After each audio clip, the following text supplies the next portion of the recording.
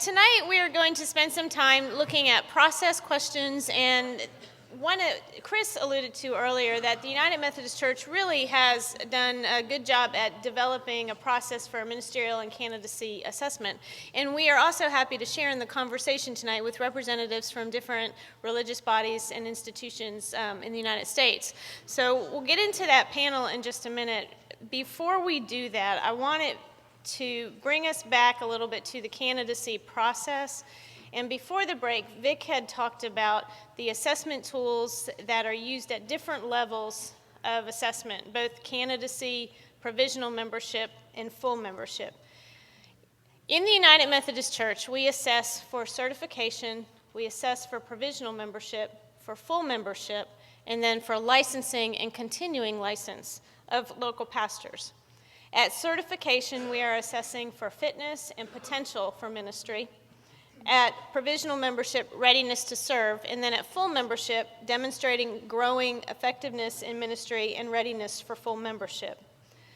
Vic lifted up a lot of assessments. The standard battery that the advisory committee recommends at certification is the MMPI-2, the 16PF, the incomplete sentence blank, the personal data inventory, or the PDI, and the personal references.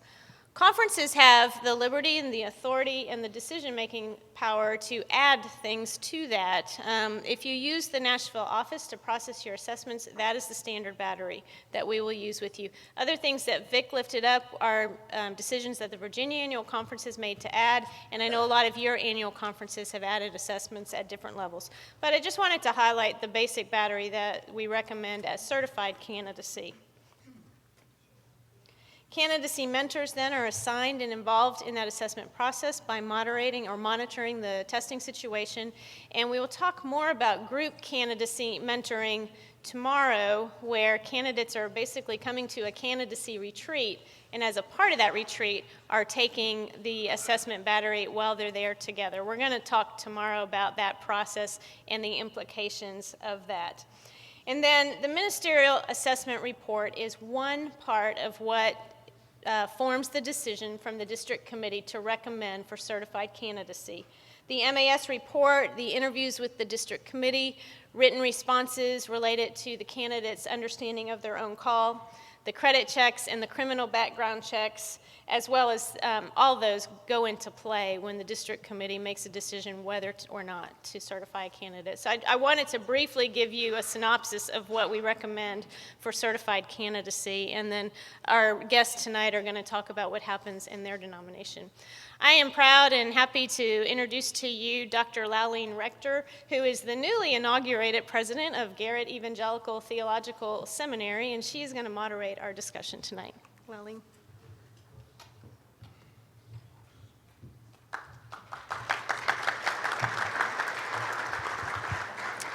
Thank you. Good evening.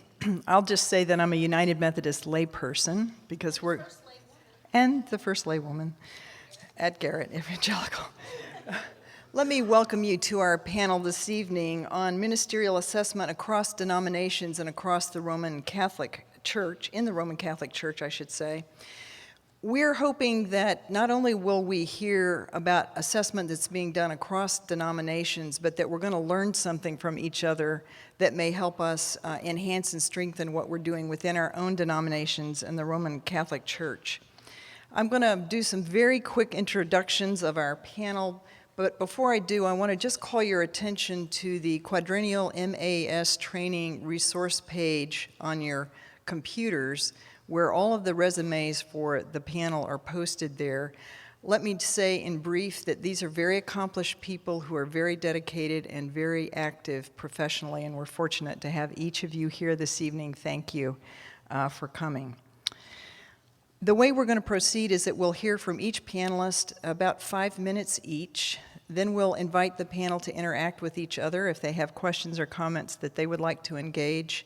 And then we'll open it up to the audience for some question and answer time. All right, our first presenter is Dr. Jack Anderson. He is in private practice as a clinical and consulting psychologist at Pacific Psychological Resources. He is a lay member of the Salvation Army. Reverend Dr. Chris Adams is Associate Campus Pastor for Community Care at Azusa Pacific University. He is an ordained elder in the Church of the Nazarene. Dr. Louis A. Bonney is professor in the Department of School Counseling and School Psychology at Azusa Pacific University. He is a lay member of the Episcopal Church.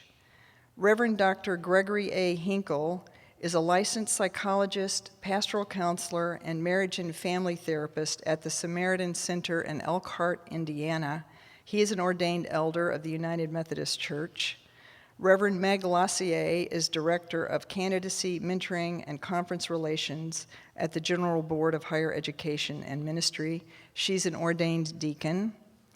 Msgr. Jeremiah McCarthy is executive director of the Seminary Department of the National Catholic Educational Association. He is a Roman Catholic priest of the Diocese of Tucson. And the Reverend Dr. R. Scott Sullender is associate professor of pastoral counseling at San Francisco Theological Seminary. He's an ordained minister of the Presbyterian Church, USA. Dr. Anderson. To you all. Can you hear me? All right. Let's try again. A little bit? Okay, there we are. Good evening. Oh, I'm so glad to be with you this evening to share a few things about the Salvation Army Assessment Plan. I am director of a department in the Salvation Army for the Western states called Pastoral Care and Development, Officer Care and Development, and we do member care and manage all of the mental health needs, which includes probably 700 ordained ministers in the Salvation Army. And tonight I'm going to briefly describe one of the programs that we developed and kind of monitor, and it's called the Ministry Development Program. There we are. We, in the Salvation Army, let me just tell you quickly, there are two types of assessment that take place. There is a pre-ordination assessment, and many of the workshops today and presentations have been about that. And the Salvation Army continues to implement that. In fact, two of the people who do it in the Western Territory are here in the Campion Barrows group based in Chicago. But in addition to that initial assessment, which is a fairly traditional type of assessment, we were sitting down one day 7 or 8 years ago and asked ourselves a question, and I think the question actually came from an old movie called Joe versus the Volcano. And the question was, well, you can get the job, but can you do the job? And so we started coming up with an idea of a competency-based model of assessment. And this led to the Ministry Development Plan. So let me explain to you some of the major components. First of all, in terms of competencies, we came up with core competencies and did a lot of research in various professions. You know, what are the basic skills and components that a physician would need or a teacher? And then we looked at ministry and came up with, I call it a comprehensive list, but of course it's not. And I'm going to describe these very, very briefly to you. There's a second component to the Ministry Development Plan, which has to do with personal visioning. And these two elements, the core competencies and visioning, lead to a goal-setting plan for growth. And there's many facets to this, so we're going really quickly, taking 7 years and putting it into 5 minutes, so we'll talk more. Let me just say something about core competencies. The second point up there, identify behaviors and skills all ministers are expected to demonstrate to carry out the mission and goals of the church. And so there's You know about how complex ministry is, and particularly in the Salvation Army, with the variety of types of ministry there are. And so when I say behaviors and skills, certainly it can include everything, And so we distilled it down to what we thought were the most crucial. And here's what they are. Let me just put them all up here. Let me go back. These aren't in any particular order, but these are how they're presented in the ministry development plan. And so if you could imagine, okay, you have a pastor in your church. What are the essential skills and character issues that you would like to see that pastor is going to be successful and effective in ministry? And so here's what we came up with. First of all, interpersonal skills. This is the only one I'm going to talk about in just a bit more detail. That how can you be effective with people without effective interpersonal skills? Leadership skills, and we have identified 6 areas of leadership that we would like to see competency in. Discipleship and evangelism actually has to do with many of the pastoral duties and could include preaching and teaching, ministry to the poor, visitations, all kinds. These would fit into this category. Management skills, and if you're not familiar with the Salvation Army, most ordained Salvation Army officers have tremendous responsibility for property and programs, huge budgets in most of their things. So management skills are essential. Christian character formation really comes from the list in 1 Peter, and actually 2 Peter chapter 1. But this has to get to the continual, ongoing spiritual depth of the pastor. Spiritual maturity, which is a little different than the Christian character formation. And then finally, the personal life of the pastor. Now, in all of these areas, all these core competencies, we have a process that they go through, and what we've tried to do is to take these competencies and ask behaviorally anchored questions about them. And so we don't ask, are you feeling spiritually mature today? We've tried to take those items and describe, well, what would that look like? And that's what they go through in answering these. So I've taken just the first one, interpersonal skills, and here are the subcategories that are outlined in behaviorally anchored areas. Communication, conflict management. We thought conflict management was a really critical one. Well, at least in the Salvation Army, I imagine in your denominations you don't deal so much with conflict in your churches, but we thought it was important. Relationship boundaries, so critical. How many pastors fail because of poor relationship boundaries or fail to connect and engage? Professionalism, acceptance of others, appropriate use of power and authority, avoidance of entangled relationship. And then this last one is pretty important too. And it has to do with personal maturity. Is the pastor there to serve himself or herself, or there to actually serve others? And so that has to do with building others up. And I'm almost done. Have I gone over my time yet? Okay. Now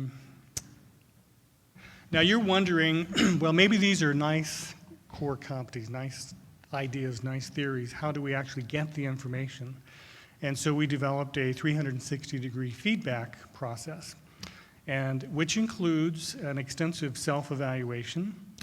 And then there's a number of people from the local congregation that look through these behaviorally anchored items. We also get people from the community that the Salvation Army might be serving. And then, of course, from superiors, the direct supervisor of this minister would take part. And so this is our 360-degree feedback of gathering the information. We have a real emphasis on the first 5 years of ordained ministry. And incorporated in this ministry development plan is a sister plan of mentoring. Every single one of our ordained ministers has a mentor by the time they're ordained. And we do training with both of them. And they're involved in this mentoring process for 5 years. Actually, it can continue forever, but we sponsor, the denomination sponsors it in terms of whatever expenses are needed in terms of travel and visitations and so forth. But there is a real emphasis that every year they're deeply involved with this development plan. It's required. Nobody gets to opt out on this one. After 5 years, it becomes less frequent. It goes to every other year and then eventually every 5 years. And then we found through the years that one of the critical components of this, like any plan you try and implement, is follow-up. So you do great assessments, you gather a lot of good information, you come up with some wonderful goals for improvement in effectiveness in ministry, and then is it going to evaporate, or what's going to happen with it? And so the follow-up is just absolutely critical. And then I talked about the supervisory input and mentoring. So the plan for improvement is a basic goal-setting process that includes information from the core competencies. There's a list of strengths and weaknesses that comes out of this, and that is paired with some personal visioning, and that combination of information flows into a plan for improvement. And I consider this as sort of their visa. This is their working document, and this is with them all the time. They're sharing it with their mentor, and it's an important part of their growth, personal, spiritual, and professional. So I think that's the end. It is. Okay, thanks for your time.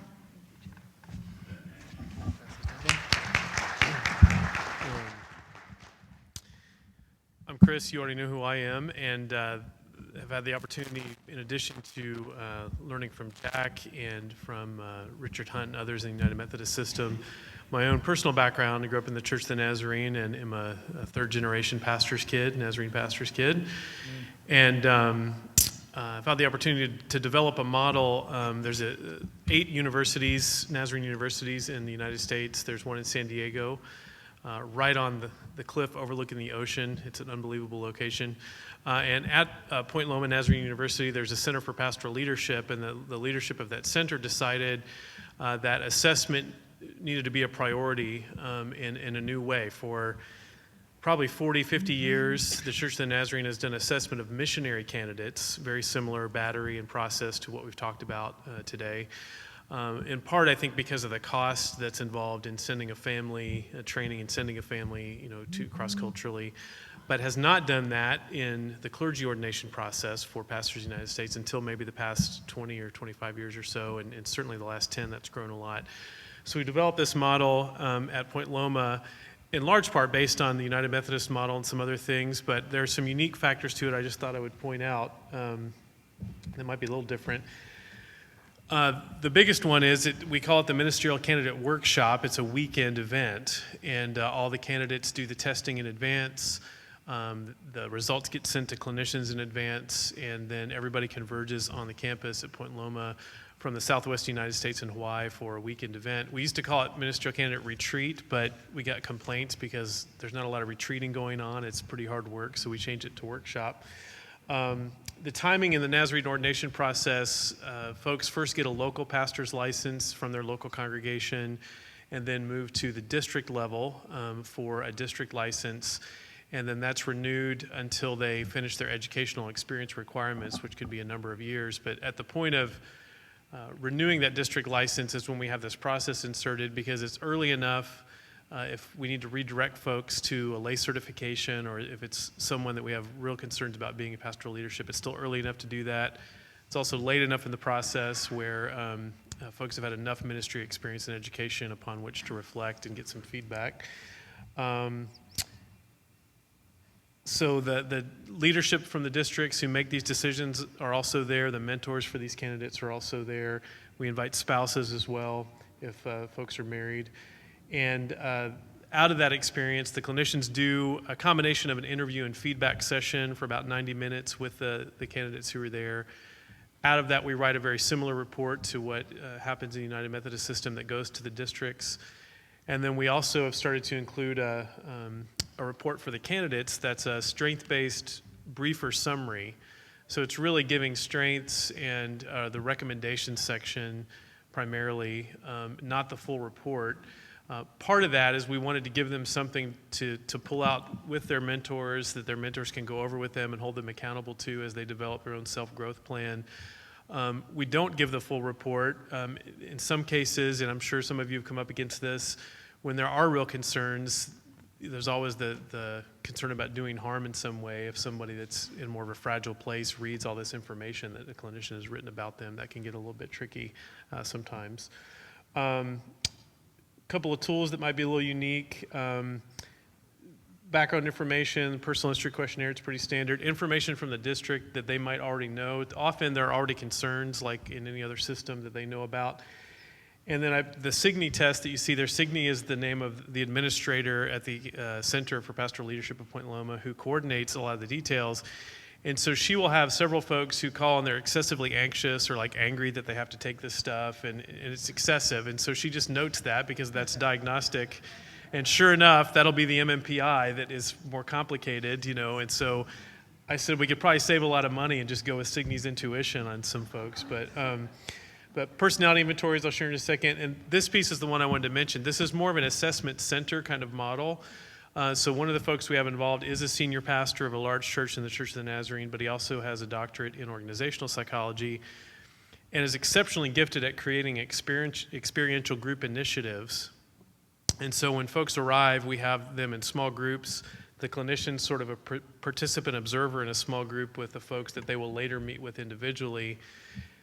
And we involve these folks in initiatives that to them feel like they're playing a game.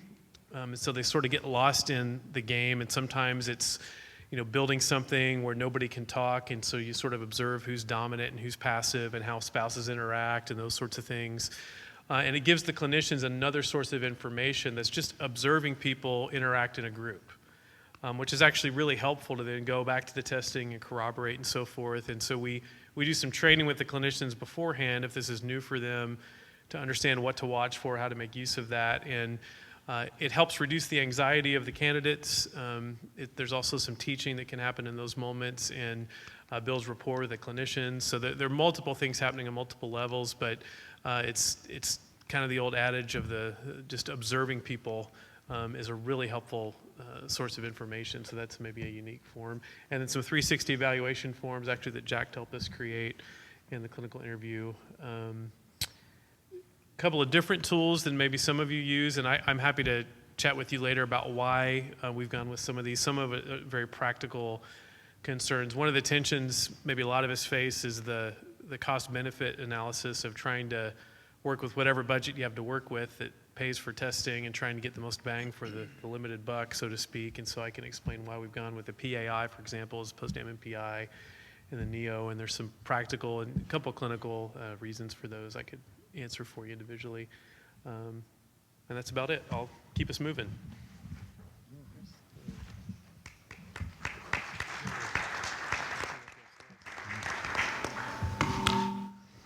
My name is Scott Sullender, and I was thinking today as I was listening in the audience that I've been doing this kind of work for over 30 years.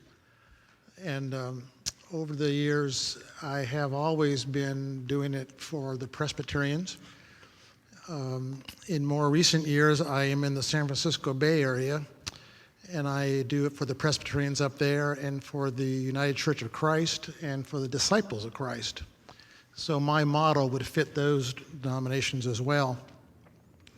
But speaking of the Presbyterians, the process is really determined by the presbytery. And so our presbyteries are equivalent to your districts in similar size. And so there really isn't any uniform church-wide system. There is a lot of communication and a comparison about who does it this way and who does it that way, but there isn't any standardized system. Each presbytery can do its own thing, so to speak. The typical pattern is that the presbytery, through its committee on preparation for ministry, will authorize one or two or even three providers, approved providers in the area. And then when a candidate comes to them in the first stage of the process, which is called inquiry, being an inquirer, they are directed to any one of the three providers to get their psychological assessment. The model that I developed and have used over the years is, for lack of a better term, I call it the pastoral model or the therapeutic model. I meet with the candidates 3 to 4 times, 2 hours each time, over a 6 to 8 week period. So the first time we meet, we would get acquainted. There'd be some sizing up of their language abilities, some brief mental health history, and that would help me determine which tests to use. In the second session, they would take most of the tests. In the third session, they would review the results with me. And in the fourth session, we would go over a draft of the report. The 4 tests that I use are the MMPI-2, the 16PF, the Strong Interest Inventory, and the Myers-Briggs. And I use the Interpretive 2, the Step 2 Interpretive Report, which is a 15-page version of that I find useful. And it's a pretty non-threatening place to start. The Myers-Briggs is pretty user-friendly to the student. I also use 3 recommendation forms. I give them 3 blank forms that they give to people who know them well, and those folks fill them out and send them directly to me without the candidate seeing them. I try to get a CPE evaluation report if one's available, and I ask for a release to talk to their therapist if they're in therapy. And one of the strengths of this model is that there is, I have a lot more face-to-face time with students, which I like. I'm basically a therapist, and so that's kind of what I prefer. But in the Bay Area, there's a lot of diversity. Probably the percentage of non-Caucasians that I see is up to 70%. A lot of Korean Americans and Koreans. And then we have also the LGBT community, which is another kind of cultural niche that involves some tricks, some complexities in how you evaluate the testing data and how you report that. A couple of the denominations I work with are very open to having openly gay and lesbian people in ordained positions, and other denominations aren't. And so how do I navigate that in terms of confidentiality and disclosure, which is another whole big topic. But it does mean that I really do like to assess each person with a lot more personal contact and not and have a chance to, if there's some language problems, for example, to proctor the test myself and kind of walk them through the questions if need be. There are other staff that work with me, and where possible, and where I have a conflict of interest, like if it's a student at my seminary, I will involve other people and try to match up, particularly ethnic and gender people when I can. The report that's drafted is 5 to 6 pages. I take a lot of pride in trying to have a report that uses lay language and not a lot of psychological diagnosis and jargon. I do have a lot of recommendations often to make. The client could use this, the client might benefit from this. I think of the report as here's the issues and here's the strengths and here's the weaknesses. I don't think of the report as me making the decision. The churches I work with are very clear that that decision belongs to them, and my job is to assess and point out the strengths and weaknesses. And in fact, a couple of the denominations, the UCC, for example, really insists that the report be called a vocational assessment and not a psychological assessment. So there is that flavor to it. And usually the cost of it is shared between the candidate and their home church and the presbytery or the conference. And what else can I say? That's kind of an overview. Great. Thank you.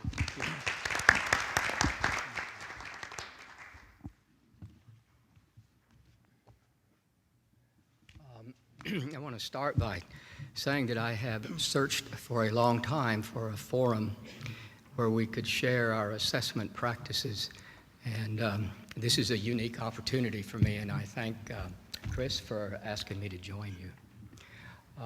The comments I'm going to make today are based on a paper that I wrote a couple of years ago for mental health, culture, and religion, and it gives the details of what I'm talking about now.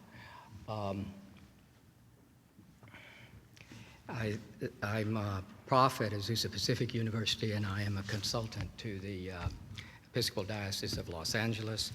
I don't claim to represent either one of those. I think each are unique, so I'm simply talking about my experience in those settings. Is this the way it goes down? You might need to point it this direction. No, you point at the computer. You just zapped my brain. Yeah, how are we going to make it go down?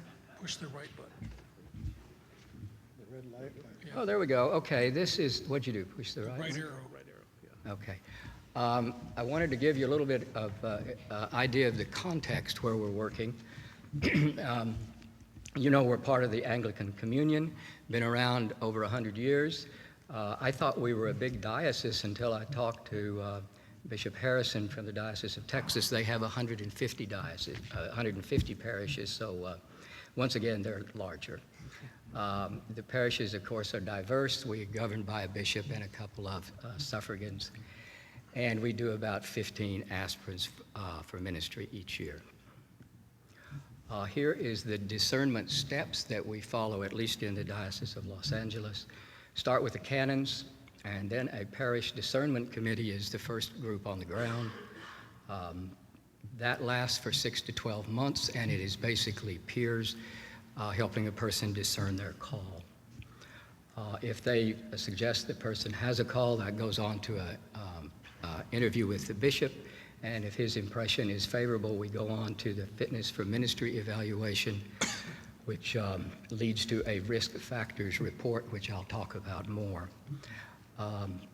Assuming that the risk factors report goes to the Commission on Ministry, that's composed of lay and ordained people, elected and appointed, and I believe that the diversity of that committee contributes to the diverse identities, the diverse clerical identities in our diocese. The Commission on Ministry makes a recommendation to the bishop, and the bishop decides what people should do afterwards. Now, I should say that the risk factors report is a very small part of a much larger group, and it focuses on psychological issues.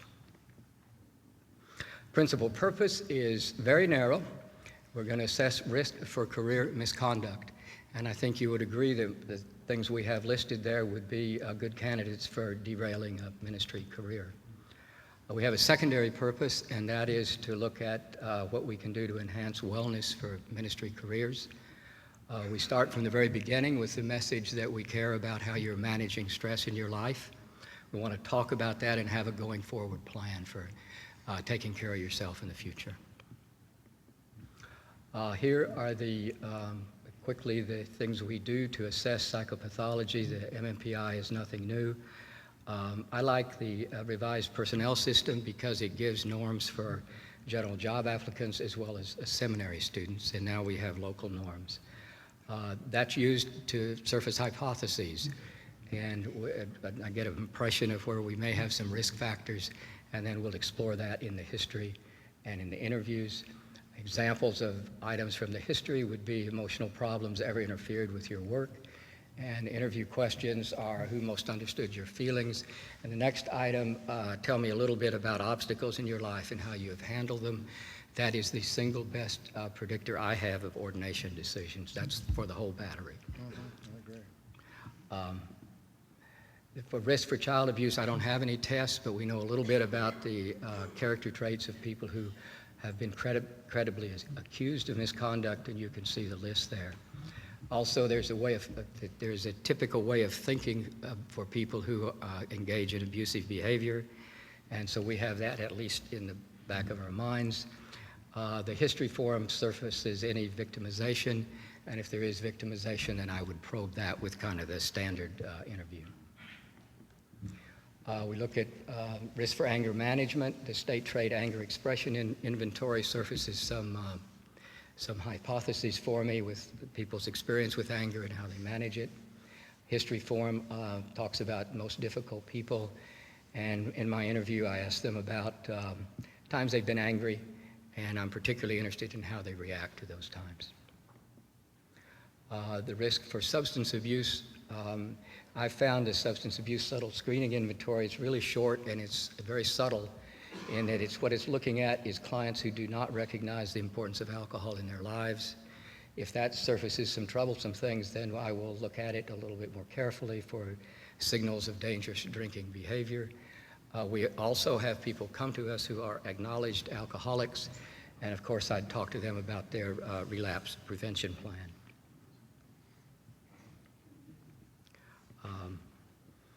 Turning now, that's the risk side of it. I want to talk now a little bit about the wellness components. Stress coping, I'm happy to say I'm not the only one that uses the MBTI, and I think we use it in the same way, that for each type there is a publication on the sources of stress at the work site.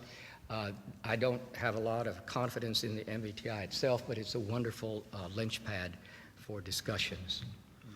The Theory talks about how people are meeting their interpersonal needs. There's a Schultz theory, and the suggestion there is that everybody has needs for inclusion, control, and affection. The special thing about that test is it talks about both wanted and expressed behavior. If you could think for a moment about affection, if somebody was really high in wanted affection and very low in expressed affection, that could probably be problematic in a ministry career. We believe that people are going to face a little conflict in their ministry career, so the Thomas Kilman surfaces people's style of conflict management on the job, and that once again is a spot to begin talking about what the test says, how that fits with you, what you might do about that in a parish ministry. Here are the components that we delivered to the diocese. It's a risk factors report, and what I'm doing is letting the bishop know at least my impression of the person's risk in each one of those areas is low, modest, moderate, or high. I attach to that a brief paragraph for my rationale and about a 10-page report to substantiate that. For the wellness side, this is a report that goes to the aspirant, and I affirm what they're doing now in stress management. I discuss with them possible sources of stress in a ministry career for them, recommend intentional stress management going forward, and conclude with their strengths for a ministry. I think we need some protocol validation. What I've discussed with you are things that we're using. We need to do the studies to show how the aspirant's psychological characteristics are associated with stress and coping in a ministry career. That, I think, looks like a 5-year follow-up. And for us, that would be at a time when people are entering independent ministry. There's some wonderful tests to follow up, and all of these can be put on a website and done very confidentially. That's Cameron Lee's ministry demands inventory, a gorgeous thing for having a way of looking at the candidate's perception of the congregation. I don't know whether it's true or not, but it's the candidate's perception, and the frequency and impact of various stressful events. You all know the Mashley's burnout inventory. Kristen Neff's self-compassion inventory talks about how well people are taking care of themselves and correlates nicely with health outcomes. Finally, I ended up with a little what sort of desired support they'd like to have from their denomination. And that is it. That's a lot.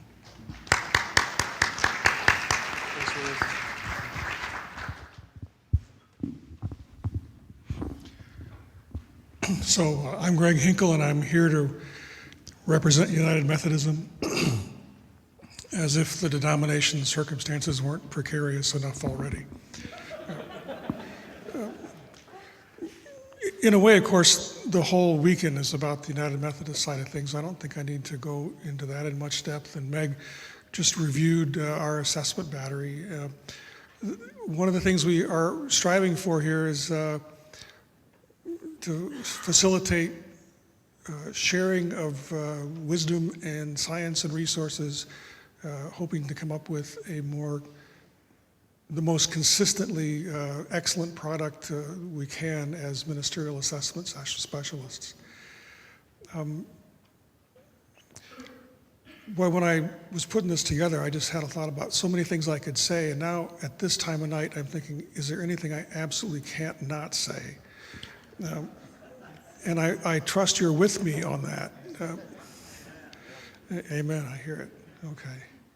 Well, I'm listening that because we essentially have been, and to some extent still are, a tenure-based system, we have a great incentive to try to do as much assessment ahead of time before we give people that status. And our process takes several years to complete, the candidacy to ordination process. So we have time to identify problems and give people chances to work on them.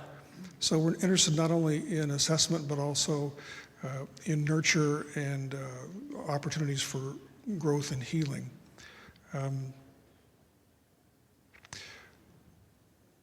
Right. Boy, I can skip that. That'll be fine. We're all over the country, as you know. I guess everybody is, but we are dealing with a variety of contexts. I mean, our bringing in speakers today on Korean and Hispanic cultures, it reflects our desperate need for increased resources in that area. We have so many conferences that face assessment challenges across cultures. I was asking how many conferences we had. I think the number's fuzzy right now, something like 47 to 49. Does that sound right?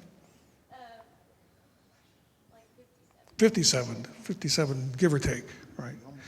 They're shifting around. And each annual conference has its own entity. As you were listening, I'm sure some of you were thinking, listening to other speakers, you were thinking, yeah, that's how I do it. No, that's not what I do. Yeah, that's what I do. Each annual conference makes its own agreement. So we have a lot of variety. And again, this meeting is to try to work toward some commonality in that regard. Yeah.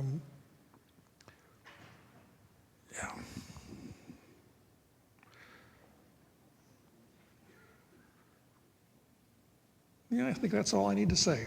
Thank you.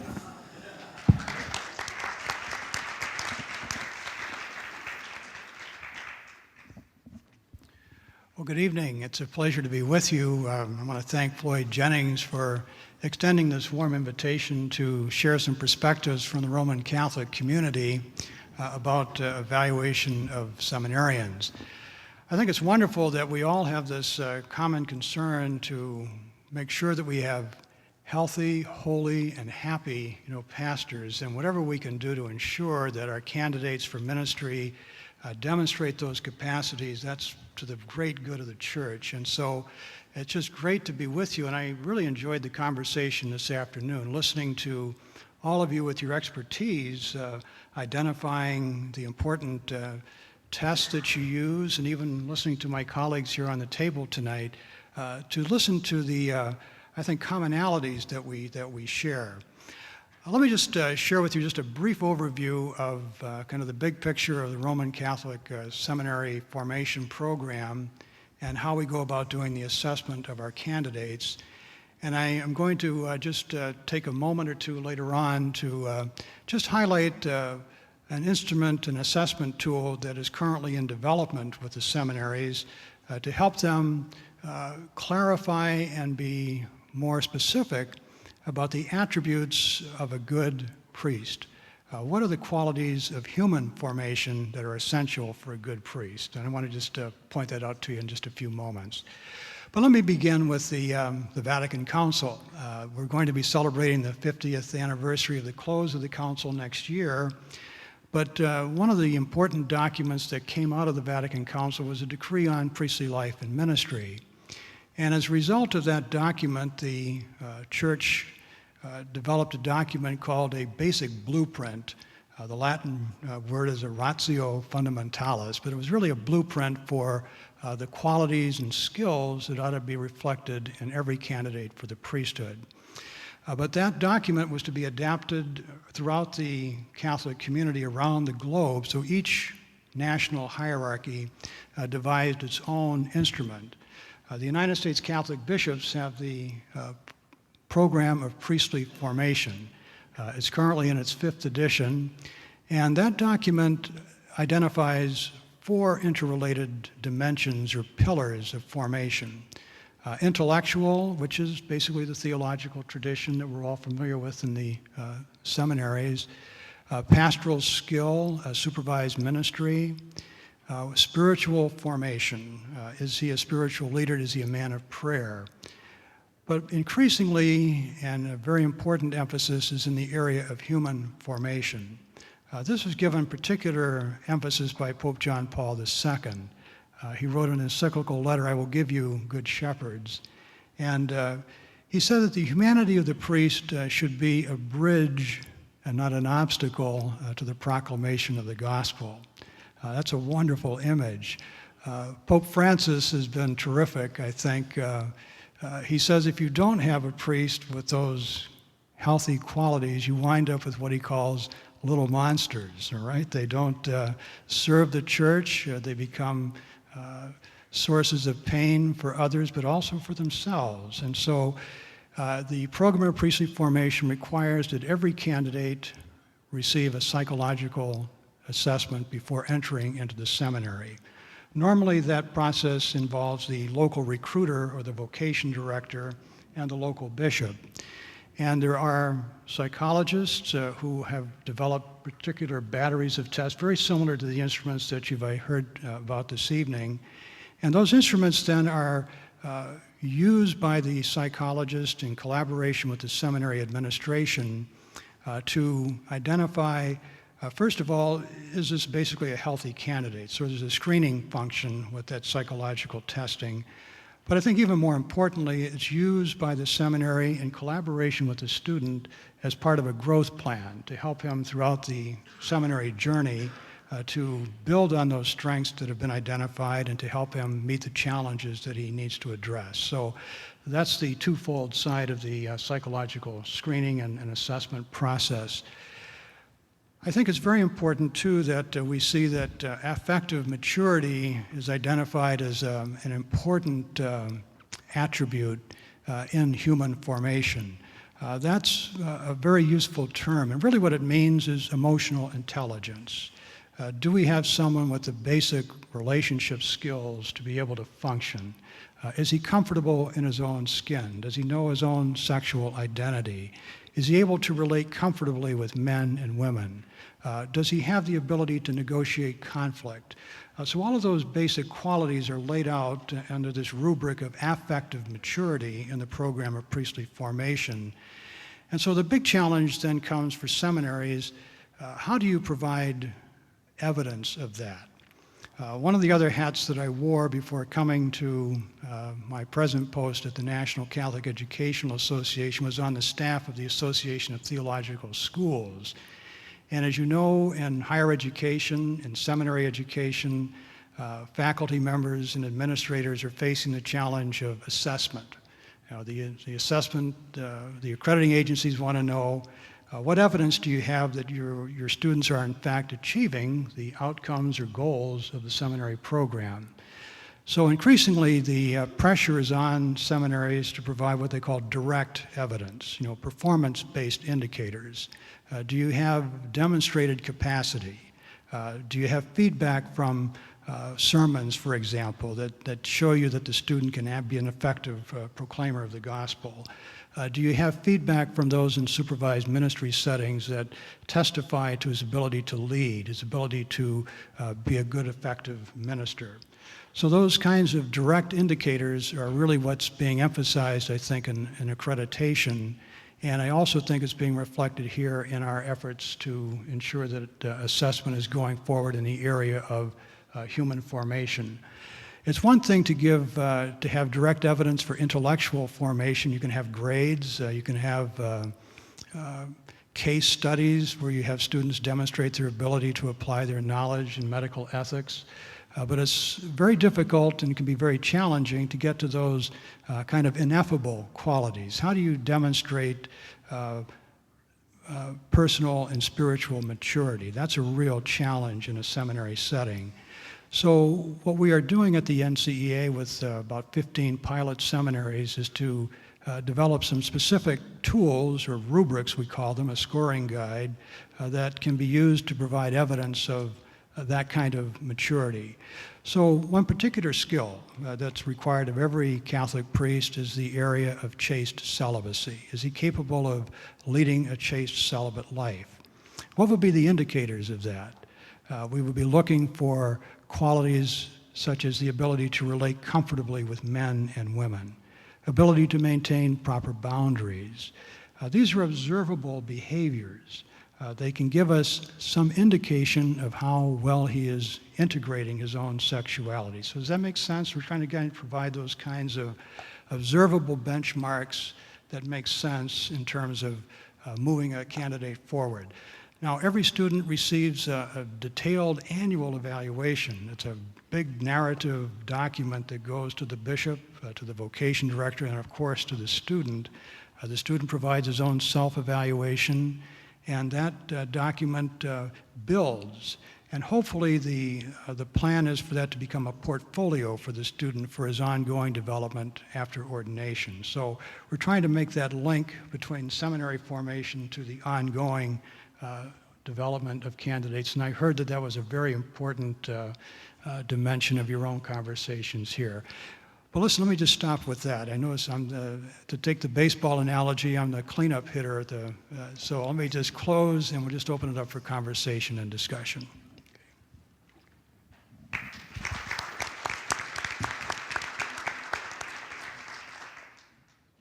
Thank you, panel.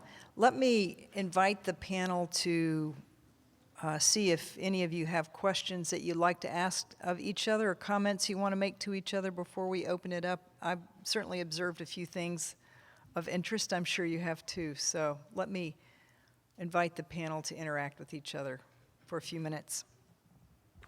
Yeah, I would just like to say, in comparison to what I do, several of you had long lists of tests and procedures, and wow, I'm envious. Where'd you get the budget for that? And I mean, I'm not trying to be too facetious. I'm saying it's a constant struggle as a psychologist, to figure out how to balance a thoroughness of the tests with budget concerns. There are things that I would love to do that I just can't afford to do, or the church says we can't afford to do. And I think that's a struggle we all deal with, is how do you balance thoroughness with cost. And sometimes I've thought in my own practice that what I'd like to strike as a deal with the Presbyterians is some flexibility. I'll do the basic battery for most people, but leave me some outs. If I see a problem and I want to do 2 more tests, would you allow me to do that and let me charge you a little extra? I mean, that's how I'm thinking about getting around with it. But that's an issue that I think we all struggle with. I'll be quiet. I guess I could comment on that. My answer to that is that I think that I am pretty cheap compared to a spoiled ministry, and I think that probably we're fortunate that I believe that the Bishop of Los Angeles appreciates that. Mm-hmm. You're a gift. For the more assessment center model that I mentioned, we'd love to have more budget than we do, but it's similar to, I think, what a couple people have articulated. The cost is shared between the candidates themselves, their home church that originally gave them a local minister's license, the district, and then the university. So one of the advantages of having this center at this university is they also underwrite a significant portion of the cost, which does enable us to do some things we probably wouldn't be able to do without that partnership with an academic institution. I'll just say something about it. I also do evaluations for the Presbyterian Church in Southern California, and I have an agreement with them if it's a complicated assessment that they feel some responsibility not to just drop the ball, but they're going to continue a process realizing that it's going to be more extensive and more expensive, and they've agreed to that. So. Okay, why don't we open this up to you all and see if you have any questions or comments you'd like to make. And we'll start right here. Since we're comparing models, can you give a range of what maybe the lowest assessment cost to the highest would be up on the platform?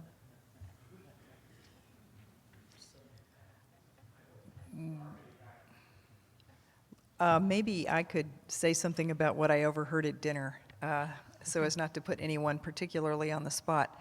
We did discuss a range of typically about 300 to 500 around the country, I believe, in the United Methodist system. I did hear a figure of $900 for a very intensive personal process. Anything the panel would like to add to that? Where are the $900 assessments being taken? I was trying to cover you there, Jack. In the past, we've actually done surveys about what MASs charge, and it has started at about $200, although that was some years ago, so probably $300. But occasionally we'd hear of between $1,000 and $1,500 per assessment. Yes, okay.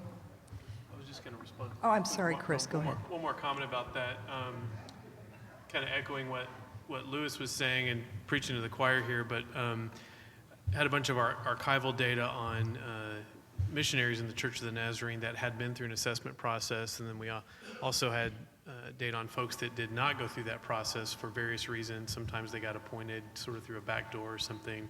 So we sort of had a built-in control group and actually found that the folks that had gone through an assessment process lasted, I think it was an average of 4 years longer in missionary service, and were healthier in certain kinds of ways. So it's sort of empirically validated. Doing an assessment process at least, helps folks last longer and be more effective and that sort of thing. With, again, the notion that it's cheaper to put the money in on the front end than to do the damage control and both the hard costs as well as the intangible sorts of costs when, a pastor goes through a misconduct situation or something like that. So sometimes it takes a bit of consultative work, but to make the case that it actually is worth spending the money on the front end. We can't preempt everything, but there's certainly a lot that can be. Thank you, Chris. I'm an ordained elder in the Upper New York Annual Conference, and we are a new conference. We've just finished our 4th round of interviews, and so we're ready. We've been in damage control, and trying to put these 4 conferences together and try not to lose people. So we're at a point of adjusting our system. And the big question is, do we put money up front? Because in the end, it's going to cost us not just more money, but a lot of damage, a lot of destruction for everyone. No one wins. So in that process, we're trying to adjust some of our regular routines. One is, how often do you repeat psychological assessments? What are the indicators that say, gee, we need to have another round of it? And I will add a little bit of my personal experience. I had one done in 2000, one done in 2005, and one done in 2008. 3 different psychologists, 3 different batteries of tests. The first one I could keep, which said that I had overly controlled hostility. So we have this question that what is it, First of all, do the candidates keep their psychological assessment? We're all over the map as to what that means. The second is how often, and what are the indicators that that arise for another battery of tests? And the third most important is if we had the right test up front, then I'm thinking that it would be a better process for everybody. I heard one person, and I think it was the last gentleman, talk about emotional intelligence.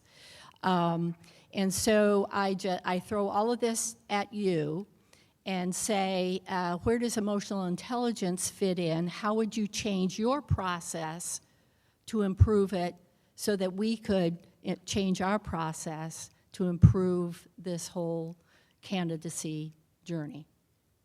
I would just say on your last point that tomorrow Dr. Richard Hunt Yeah. and Dr. Vic Malloy are going to address the issue of emotional intelligence. It's on our schedule, so FYI on that. But panel responses to how often to do the testing and what would the indicators be and who should have the report.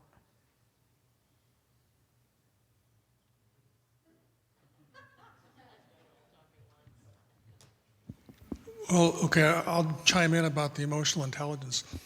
I'll just actually, for the MASs, I'd mentioned too that tomorrow morning we're actually going to look at some profiles, look at some MMPIs, 16 PFs, and look at how to find emotional intelligence or emotional competence material in the existing battery. As far as how often to test, I think for the most part, that would be, in the Methodist system, it'd be a board of ministry decision. That is, a psychologist, an MAS could make a recommendation, but it would be whatever the board decided.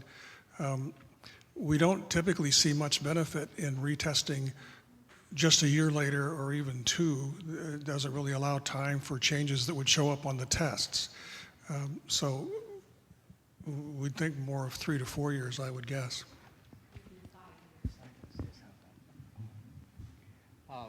We do not routinely retest, and is it on?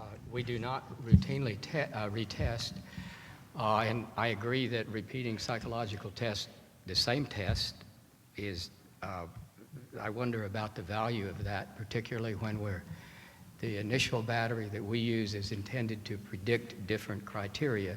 What we want to do is look at aspirant characteristics and see if we can predict how well they're going to manage stress in a ministry career. So it seems to me that you're predicting something you don't know about to begin with. So we don't use the same tests at follow-up. The person's then into ministry, and what we want to know is how well they're managing the stress of that ministry. I would also say that rather than testing, what we do have is something called Fresh Start. You may have heard of that. It's a sort of a peer support group, and that can also be an accountability group. At least it can emerge that way. So in my mind, that at least is supporting ministry and is a more useful function than retesting. Generally, in the field of professional psychology, 5 years is the standard time. Anything older than that is considered time to retest. But as I think my colleague was implying, it may not be necessary to redo the entire test. I mean, maybe just a follow-up visit with the original psychologist would be enough to assess whether the person is following through with those recommendations or not, and making progress or not. And that's, you don't not necessarily have to do.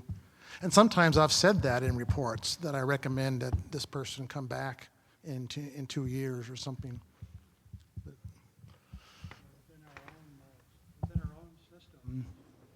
If a student can benefit from some short-term counseling, say an immediate issue comes up, there's provision for that. But I think if a student begins to demonstrate significant, serious, long-term issues, usually the recommendation is that the student leave the seminary program to address that issue, because he's really not able to benefit from all of the other components of the formation program. Okay. Also, in the field of psychology, it is generally considered that the person who's assessing is not the same person who does therapy for the person. Those are separate professional functions, and it's better. I mean, I think you probably all know that, but that's important to say. And you asked about who gets the report. I understand, and it's in writing, whether or not it happens, I don't know, is that the report is used to assess the readiness of the candidate for ordination, and that after that candidate is ordained, the report is destroyed and not used by churches seeking to hire or appoint the person. Again, that's a function outside of its intended use, and usually most denominations destroy the report after its initial function is fulfilled. Okay. At least I hope so. Thank you, Scott. Let's go here. Hi, I just haven't heard this yet, but I'm wondering what kind of method or tool the panel members use to assess spiritual development and maturity of the candidate and their ability to articulate it.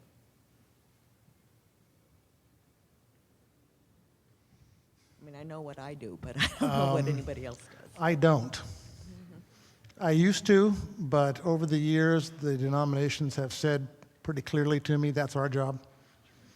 It's our job to assess their call. It's not your job. And so I try to, I have opinions about it, and sometimes if you read my reports, you can read between the lines, but I really don't assess. Yeah. I would just maybe make a mention in the Duke study. We ended up creating a clergy-specific measure of spiritual vitality because we looked far and wide and there wasn't one already in existence for clergy. And the ones that do exist for pastors in particular have a really strong halo effect. Everybody comes out looking very spiritually vital because they weren't really created with pastors in mind, very religious people. And so you don't get kind of the normal distribution that you need. So it's very difficult to get that at spirituality empirically with a tool, and it tends to be done more qualitatively, I think, in my experience, and listening to the person talk about their experience of call and their spiritual disciplines and some of those kinds of things. And in the 360 pieces, I think some of that comes up as well for me. But.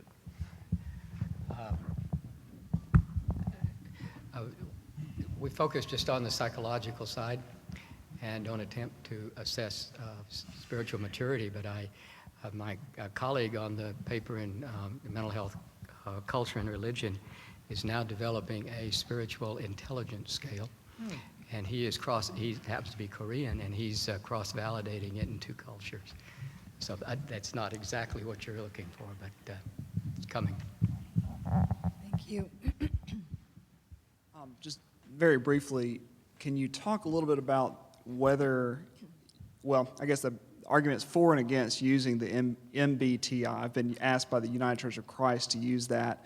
It's not a particularly robust measure, but I heard at least 3 of you use it. And can you just talk a little bit about your rationale for using it as part of a psychological assessment? Yeah, I use the Myers-Briggs, and I agree it's not a robust instrument. It can be faked easily. It's a lot of fuzziness to it. I like the interpretive 2, the step 2 interpretive report that CCP puts out, which gives subscales to the main, so that's more useful. And they have a lot of narrative in that report about if you're this kind of type, then this is how you do communication, or this is how you do conflict. And I use that primarily as a good starting point for conversation. And see where it goes. I use it the same way. I don't regard it as an instrument that's useful for screening. No. It's an instrument that's useful for starting discussions. Yeah. Okay, I think this will be our last question. My name is Ann Imhoff. I'm a psychologist, and I have worked for about 7 years consulting with Emory Clergy Care in Atlanta for pre-ordination evaluations. This is my first conference like this, though, and it's been really helpful, and I wanted to thank you all for sharing your different perspectives. It's great to hear what other psychologists are doing and how they make sense of the work. One thing that I hear us struggling with today over the course of the day is a sort of struggle between wanting to study the individual in a very idiopathic way, appreciate their particular cultural circumstances and their uniqueness, and also at the same time to establish some standardization of how we do this. And so I wonder if we can develop a model that uses the best of both worlds. I think, for example, what really hit home for me was the woman who said that she had 3 evaluations, 3 different psychologists, and maybe lots of different conclusions. I think it would be very useful for psychologists or people doing this work to have some training like this and to standardize their approach and perhaps have a core battery that we choose from with some room for supplementation. But I think that we have to, at the same time, give great credence and appreciation to those individual variables and those diversity variables and where the person came from and the narrative of their life, which would necessarily be different case by case. And I'm wondering if maybe one of the ways we can blend those two things is to have sort of different outcomes where we all see those cases where they're just beautiful. They're just perfectly well made for this work, and we know that they're going to be fine and they're going to go on to be ordained easily. And then we have that other group that's fuzzy and we're not quite sure. And it's those that I think that we might need to reassess or have a second layer of evaluation. And my point being that not every candidate would go through the same process in the same way. Just a thought for you all to consider. If I may just offer a quick comment on that. The seminary department, we did a survey of our psychologists around the country just to get some feedback on what kind of tests they're using, and I'd be very happy to share that data, with Floyd, so that could be available. But I think that's exactly right. I think we're all facing the same conversation. What are the best instruments? What are the best practices that we can share across, communities? And so I think these kinds of conversations are really important. So I'd be happy to share that with you. Let me thank our